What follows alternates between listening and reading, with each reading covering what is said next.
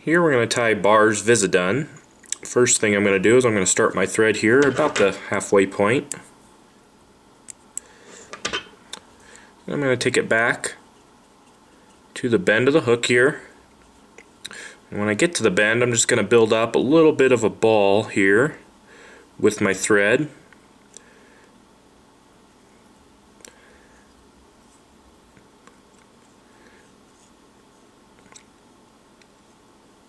This will act as a little prop here for our tail. I'm going to take my thread to just in front of it. Then we're ready for the tail. For the tail, we're just going to use some Dun Hackle fibers. We want this tail to be about the length of the shank of the hook, so I just kind of roughly measure it out.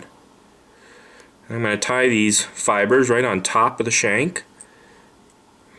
And before I get all the way back to that ball, what I'm going to do is I'm just going to slowly work my way back and tighten down with my thread.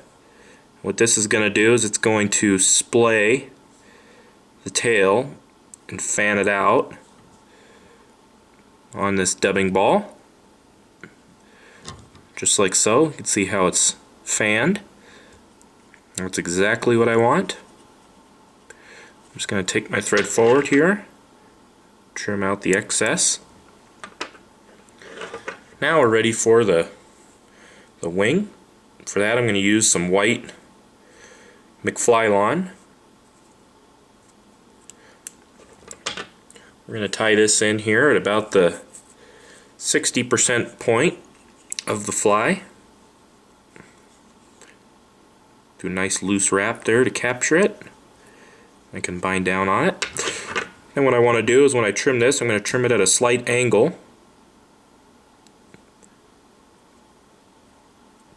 That way I get a nice smooth transition to the body of the fly.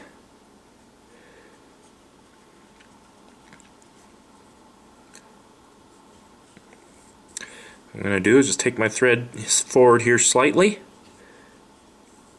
I'm going to pull that McFlylon up. I'm just going to make a little bit of a thread dam with my thread right in front of that McFlylon. This will help keep it standing up straight and tall. And I'll just build a little bit of a transition here from my thorax to the body of the fly, making it nice and smooth.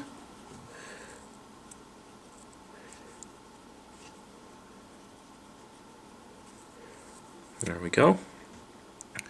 Now once I've done that, I'm ready for my hackle. I'm just going to use a whiting natural dun rooster cape feather. You can use other whiting products for this. You can use the 100 packs. I like to use the capes just because it gives me the full size range. And I just tie that in to right in front of the McFlylon for now. And what we're going to do is we're going to dub a body with some PMD Superfine dubbing. You can tie this fly in blue and olive, calabatus color, mahogany color. You can tie it in whatever color you like. PMD is a pretty common color to tie it in though. I'm going to dub a nice sparse body here.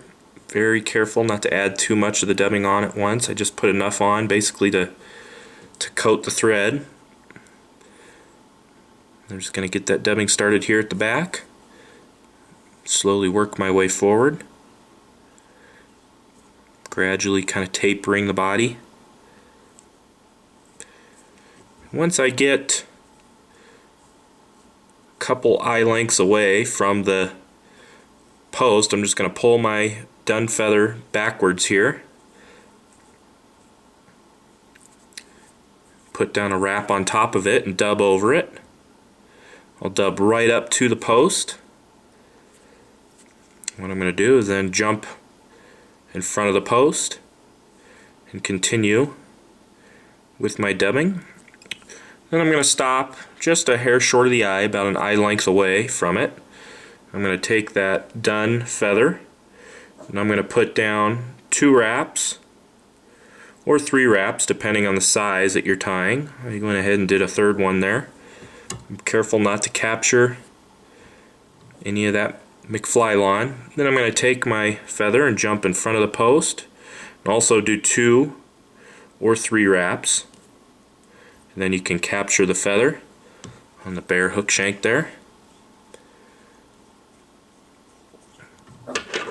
And then what you can do is trim out the excess. Get in there as close as you can,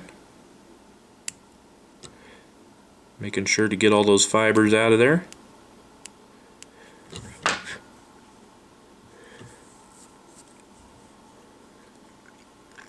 Once you've got all those secure, we can dub just a very small head with your Superfine dubbing once again.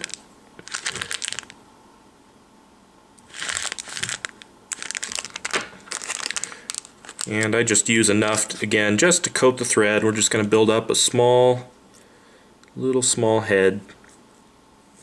Lick your fingers if you need to get it nice and tight there on the thread.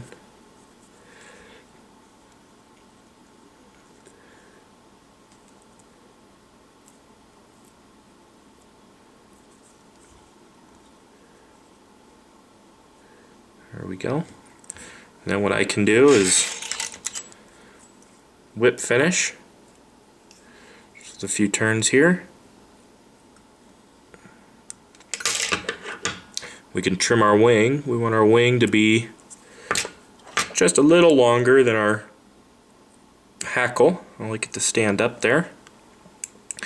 Then you can also trim a little notch in the bottom of the fly, just a tiny little notch right down the middle.